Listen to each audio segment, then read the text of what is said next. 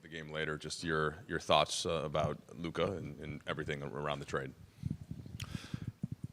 Very excited to get Luka Doncic as a Laker.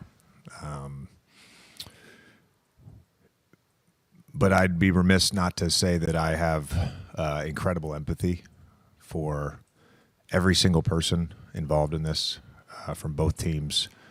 I've lived it.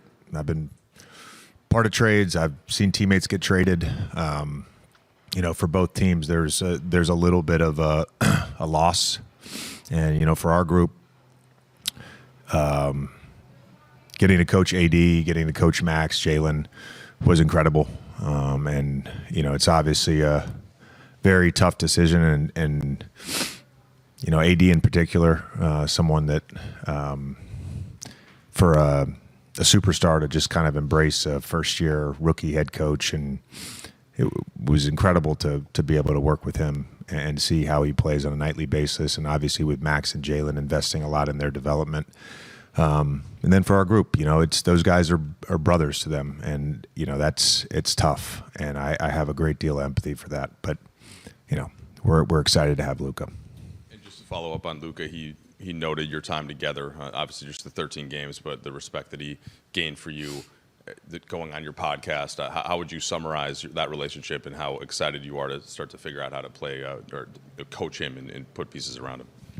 Yeah. Luke and I were teammates.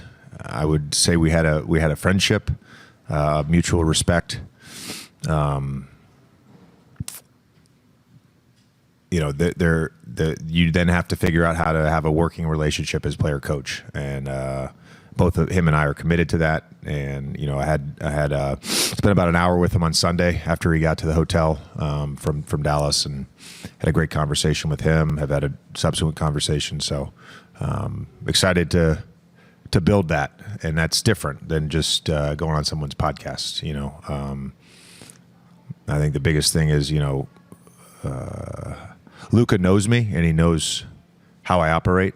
And that's a good thing. It gives us both a head start. So now Luka and Maxey at least makes it 4 guys you were teammates with during your career. I don't know if you ever played with Markieff. Were you ever teammates? No. Okay, no. So 4 out of 5 of the guys the team's traded for have been former teammates of yours. And Rob today told us that every roster decision that you guys make going forward is going to be to fit your vision as a coach. Mm-hmm.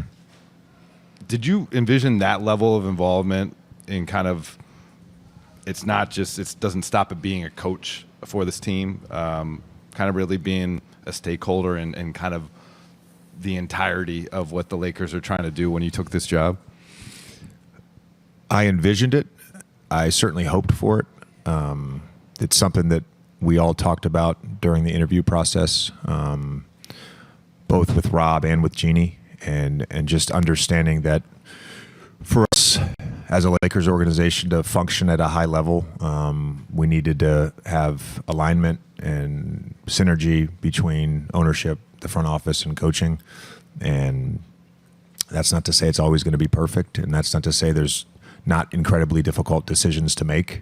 But that has happened, and going forward, that it certainly gives you confidence as a coach. Of your podcast, I was recently listening to your analysis of Luka, and you're discussing his constant changing of pace. How do you envision him and LeBron complementing each other on the court?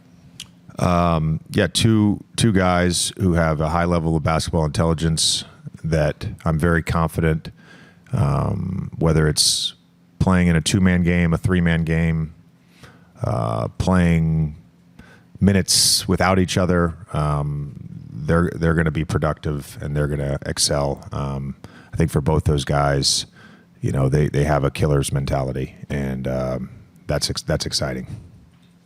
Again, the initial reaction, there's always duality to difficult things, and any decision of any sort of importance is going to have consequences, and the consequences of us making this decision is you lose two guys that were awesome for us this year, and AD in particular, who has been awesome now for 6 years with the Lakers and helped win a championship. And that's, first year, that's hard to sort of process. And then there's the excitement of getting a Luka.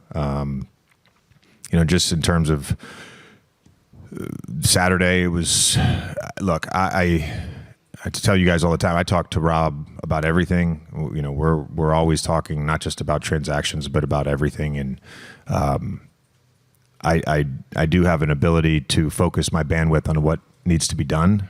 And so my focus all day Saturday was on the game, just knowing that there was a possibility that I would have to get back to the hotel to make phone calls, but not even something that I thought of most of the day. The focus was on trying to beat the Knicks.